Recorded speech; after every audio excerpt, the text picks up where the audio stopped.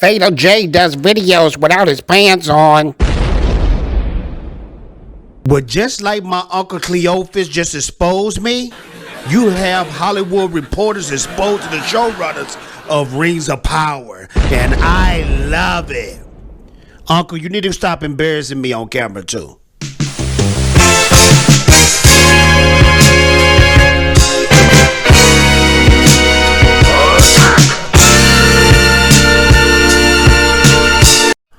What up, YouTube? It's your boy Fatal J.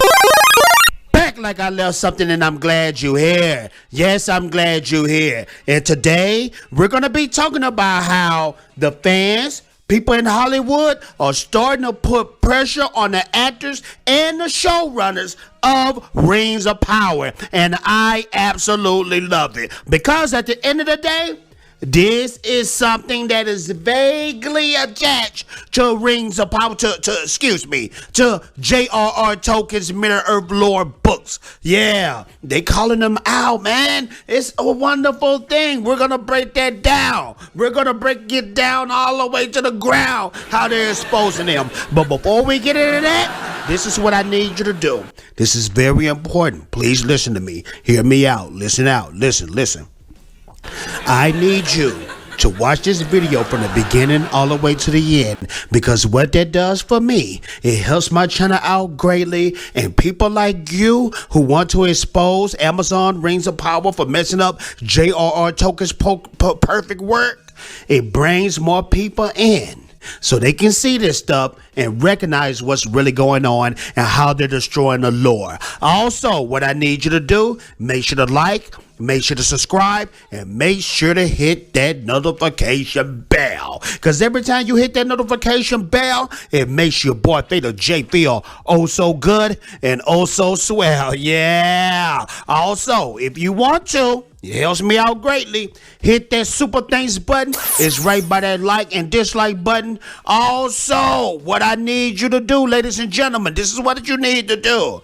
If you want to help my channel again, make sure to hit that Patreon. Make sure to hit that memberships, because what that does, you donate to me, I put more into the channel, and I make the channel more entertaining for you, because I know you love it when I make a fool of myself and make you laugh. Yeah, that's why I'm here. Now, let's get into the video. Let's get to the video. So the video right here, we speaking about they got called out. Yeah, they got called out. Check this out right here. It says the Lord of the Rings. The Rings of Power showrunner responds to criticism. The show is only vaguely connected to J.R.R. Tolkien's work. Now, we already know from the jump, based off the pictures, based off the race swapping, based off of the Warrior Galadriel, black dwarves, black hobbits, black elves. This is not in Middle-earth lore. The beautiful, fantastic thing about J.R.R. Tolkien is he went into very much details about his work. It's almost like in the scope of Middle-earth, it's almost like Marvel Comics compiled into a few years. That's how focused and that's how detailed J.R.R. Tolkien is. For the people that's new out there, I'll just put it like this. Pull out one character out of J.R.R. Tolkien's book, and you can trace back their heritage. You can trace back their bloodline, man, their royal line. People are connected to other people. You have characters that's connected to people in Lord of the Rings, the trilogy, and they're connected to people in The Hobbit, and it just goes on and on and on. And it's just so fantastic and beautiful what J.R.R. Tolkien did in his books. But this right here, what we're looking at on Amazon, this is not what we want. This does not inspire me. Aragorn, for instance, that's a character in the Lord of the Rings trilogy. He has Numenor blood inside of him, man. He's the king of Gondor, the chosen king, the rightful king. He was so inspirational. He is pretty much the perfect man. Aragorn is selfless. He put himself above, he put others before him. He fights for others. He fights for what he believes in. He has the right to say, hey, can you shut up? I am the king. And he doesn't act like that. You wouldn't even know throughout the book. if you wasn't knowledgeable about J.R.R. Tolkien's work, that Aragorn was a future king. Yes, it was hinted throughout the books of what he was, but it was only till Return of the King that it just really got fleshed out, which is a beautiful thing. But let's check out this article right here, man, because it just really pains me. Like, it really destroyed me to make this type of video, because when it comes to the first age and the second age, I've always dreamed and always wanted to see how that looked. I wanted to see that. Like, I wanted somebody to really have a true passion for Tolkien and really bring that stuff to life. I figured it was too hard to make a first age and second age live action movie. So I would have preferred if they would have just went all out animated, like a anime or something along those lines, a dope 3D movie, and just really go all out. But Amazon have showed us that this right here is going to be a disaster, and it may not be nothing to come forward after this, because the backlash is there.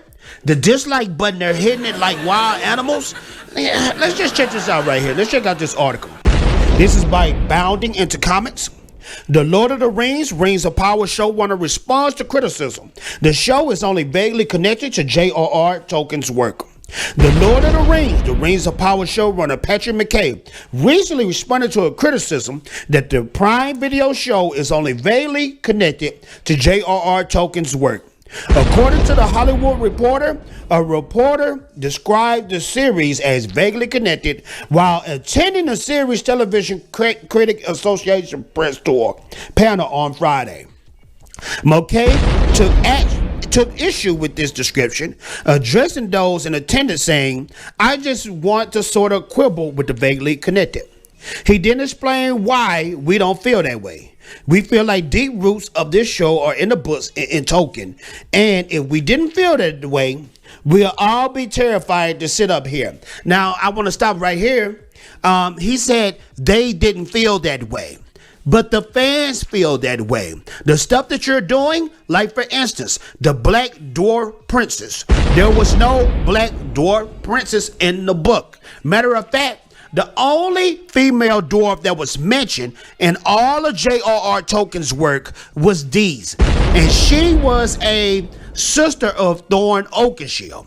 This character, Deeza, has no connection to Dees. Matter of fact, she's not even Thorin Oakenshield's sister.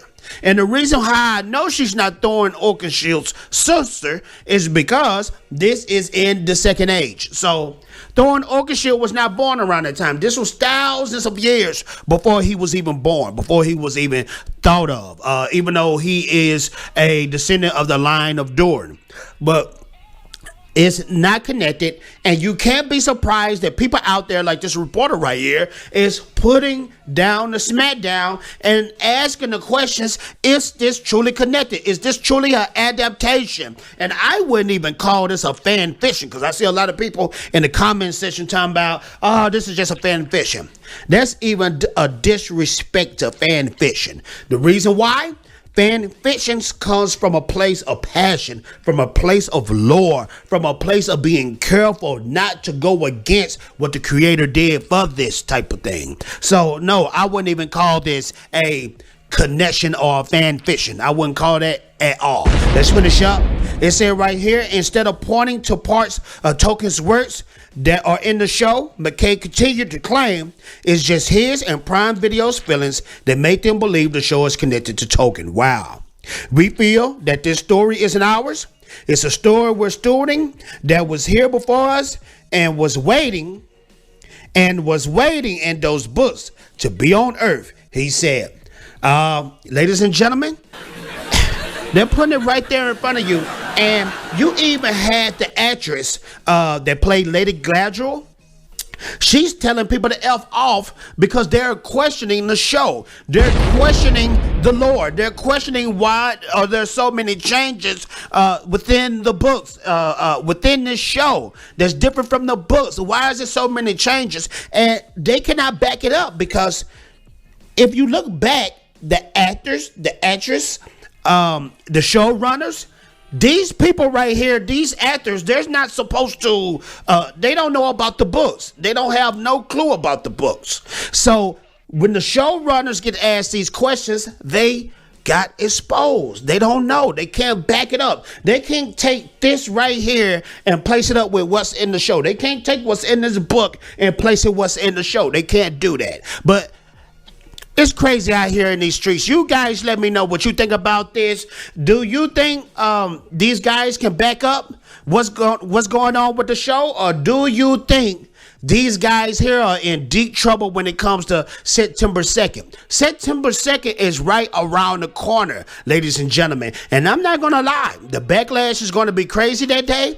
And I'm going to thoroughly enjoy it. And I'm going to be speaking on this show. And I am going to do a review to episode 1. And 9 times out of 10, I'm not going to be giving it props. But you guys let me know your thoughts. I'll talk to you in the comment section. Get back at your boy Fader J. Make sure to like. Make sure to subscribe. Make sure to hit that notification bell. Because when you hit that notification bell, it makes your boy Fader J feel oh so good and oh so swell. And I'm out of here.